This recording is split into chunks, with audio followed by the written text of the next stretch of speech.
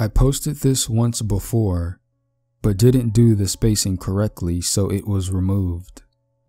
I also found the cards, so now I can include pictures. This is something that I just can't figure out, and I'm not sure what to think about it. Maybe you guys have an opinion. I am a 19-year-old female, and when I was 8, right around Valentine's Day, I received one of those small manila envelopes in the mail. It had no return address, but it was sent from another state that I didn't know anyone from. When I opened it, it was simply a folded sheet of computer paper with a picture of Linus from Charlie Brown holding a heart and his blanket. It appeared to be drawn and colored by hand. On the inside was a short Valentine's Day message with a small personal detail about my life that only someone close to me would know. Naturally, I thought it was probably my grandparents or my parents trying to do something nice for me. Every year, I received one of those cards around Valentine's Day.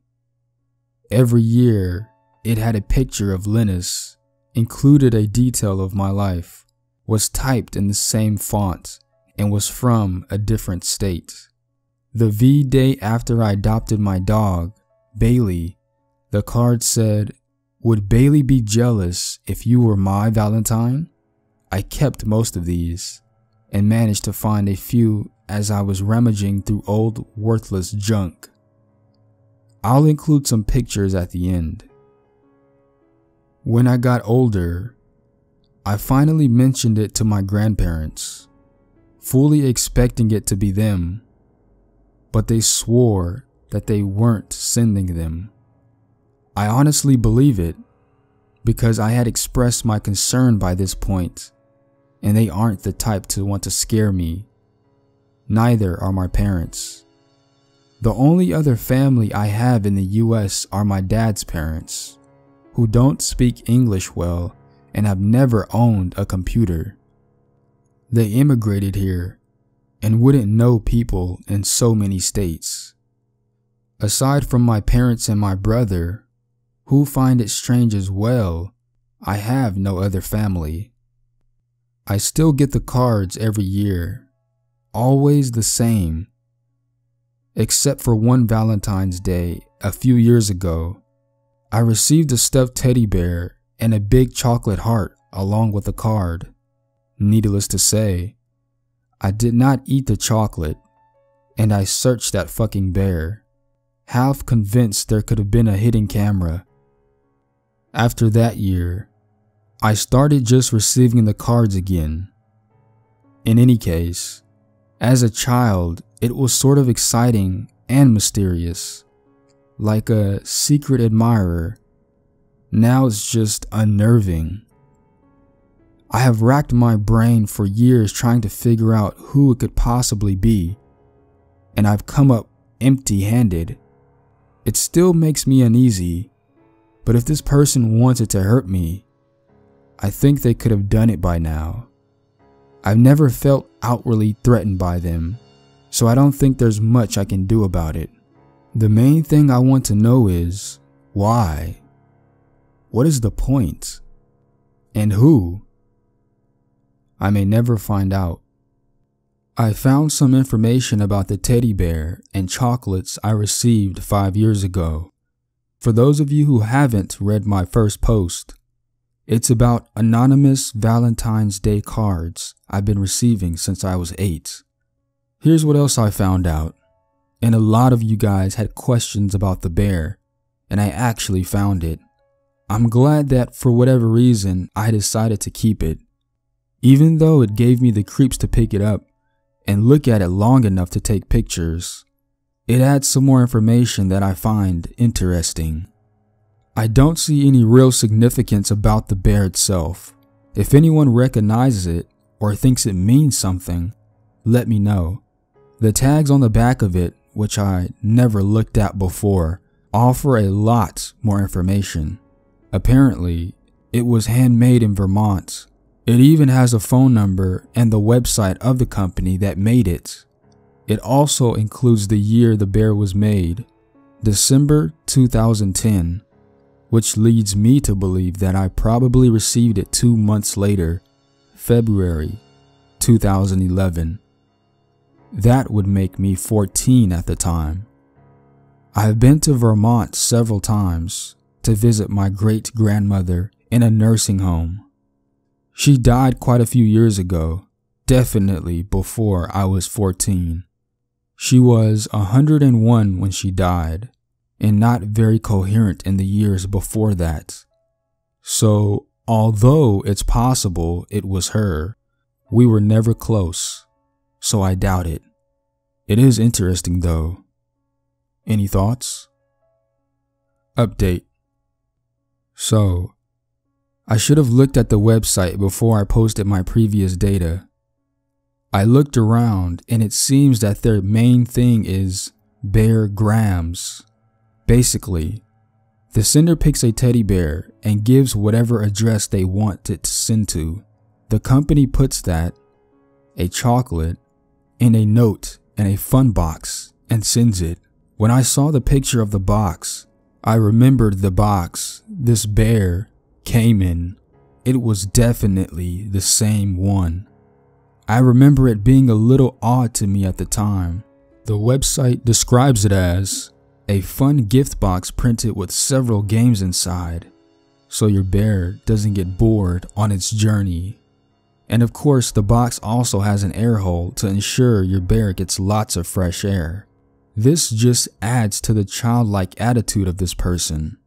That may be an appropriate gift for an 8-year-old, or even younger, but a 14-year-old? One other thing I noticed is that the bear the person chose was $50, cheaper than most of the other ones I saw, but definitely more than the cost of the mail service. Also, there goes my theory about the person living in Vermont. One thing I did notice was that they have a lifetime warranty, so if your bear gets damaged, you can send him or her to the bear hospital to be nursed back to health. So now I'm wondering if I called, would they be able to give me any information on the sender, or was it too long ago? The whole thing is just bizarre. Not sure if this warrants a new update, but I'm back and not dead. I've just been super busy the past couple of months with the holidays and starting a new semester and etc. I've gotten several messages from people wondering what happened, so here goes. I wish I could tell you that I found out who was sending the letters, but unfortunately, I have no new information about that yet. I sent the bear company an email because I don't like talking on the phone to strangers about normal things, let alone requesting 5-year-old information about a possible stalker that requires a long, awkward backstory. I never got a response, so I sucked it up and tried calling customer service, but was on hold forever. I do plan to call again though, and will definitely update again if I find out anything. This popped into my head again the other night, so I did some more sleuthing. I keep all the cards I receive from family members and friends, so I took out the stack and sat down with the V-Day cards, comparing handwriting again. As I concluded before, it doesn't match any of them.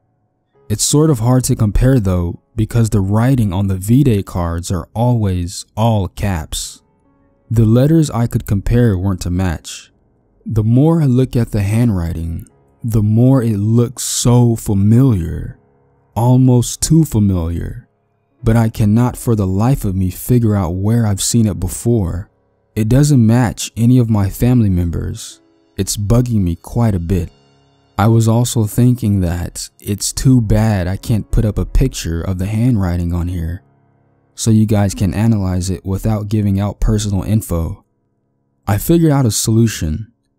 I spent altogether too long cropping out each individual letter and number off an image, scrambling them up and putting them in random order so you can see it. I think since I took the letters and numbers from several different cards, mixed up the order, and didn't include every number and letter, it'll be okay. If not, let me know and I'll take it down. Oh, I also found another card, the one from the year I got the bear. This is how I was pretty sure it was that person who also sent the bear. A few things I wanted to note about this card. It doesn't have a stamp from the state it was delivered. Postage due 20 cents was stamped on the envelope. A heart is drawn on the corner of the envelope. The way the writing is worded sounds wrong. I couldn't bear it if you won't be my Valentine like future tense. Then present tense? Just sounds odd to me. A couple of other things I noticed. The 2008 and 2009 cards are handwritten on the envelope. 2011, 2012, and 2015 are the only other envelopes I can find, and they are all typed in that same Joker Man font. How do you type a specific font onto an envelope? That just occurred to me for some reason. Also, on the oldest one I have, it's addressed to Miss my first and last name. On that card, they also misspell my city's name by one letter. It's corrected in all the others, and there's no Miss, just my name. And I don't go by my real first name. I've always gone by something slightly different. Hard to explain without revealing it. But it's common for people with my real name to go by this alternative name, if that makes sense. Anyways, it's always addressed by the name I'm called by, not my real name. Anyways, that's all I have for you except pictures. I love hearing your thoughts, so if you have any ideas or comments, please post.